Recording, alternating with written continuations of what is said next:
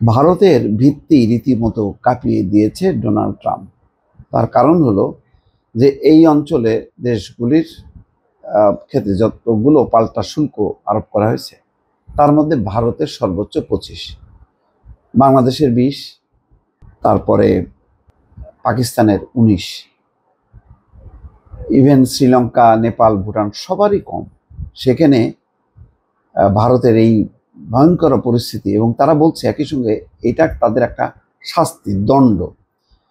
এখন ধারণা করা যায় যে ভারত আলোচনা অব্যাহত রাখবে, ভারত হাল ছেড়ে দেবে না।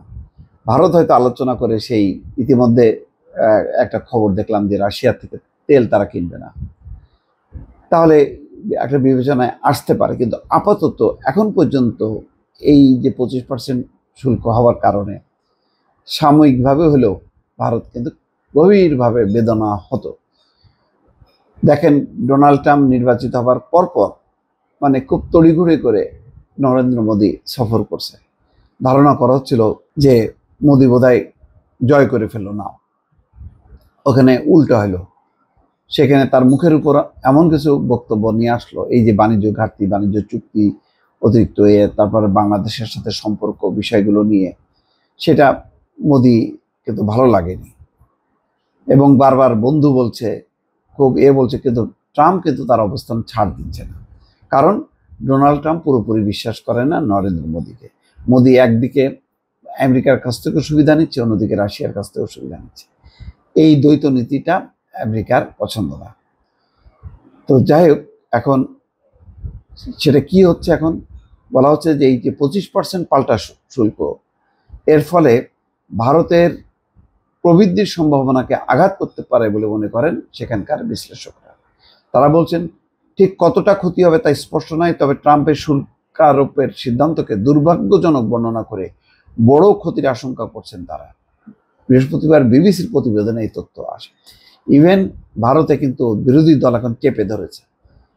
সেই চেপে ধরার মুখে তারা বলেছে তারা ভারতের স্বার্থ রক্ষার জন্য তারা বদ্ধপরিকর, তারা পাল্টা পদক্ষেপ নেবে। কি পদক্ষেপ নেবে ভারত বোঝা যাচ্ছে না, কিন্তু যথেষ্ট পরিমাণ বিব্রতকর অবস্থার মধ্যে আছে মোদীর সরকার।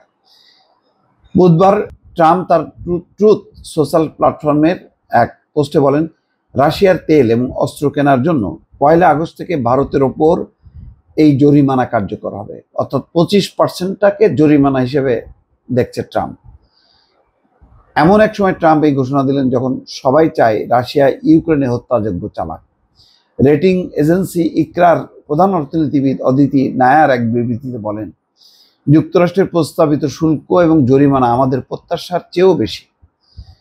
এটি ভারতের জিডিপি প্রবৃদ্ধির জন্য বাধা সৃষ্টি করতে পারে। ক্ষতির পরিমাণ নির্ভর করবে আরোপিত জরিমানার আকারের উপর। শুল্ক বৃদ্ধির প্রতিকূল প্রভাবের কারণে ইকরা আগেই এই অর্থবছরে ভারতের জন্য তার মোট দেশজ উৎপাদনের পূর্বাভাস 6.5% থেকে কমিয়ে 6.2% করেছে। তাহলে দেখেন পরিস্থিতিটা কি হলো। ভারত এতদিন বগল বাজাইতো যে এই অঞ্চলে সেই হচ্ছে আমেরিকাকে রিপ্রেজেন্ট করে, কিন্তু ডোনাল্ড ট্রাম্প যে কাউরে পাত্তা দেয় না 2 পয়সা, এটা বোঝা গেল। বরং সে কটাক্ষ করে বলতেছে যে তোমরা পাকিস্তানের কাছ থেকে তেল কেন, পাকিস্তানের সঙ্গে এমন সব কথাবার্তা বলতেছে। এবং পাকিস্তানও এই সুযোগ নিয়ে মার্কিন যুক্তরাষ্ট্রের ব্যাপারে বেশ কিছু সুবিধা তারা সিদ্ধান্ত আরোপ করেছে। ইন্টারনেট সংক্রান্ত অর্থাৎ মার্কিন পণ্যের ব্যাপারে পাকিস্তান সিদ্ধান্ত নিয়েছে।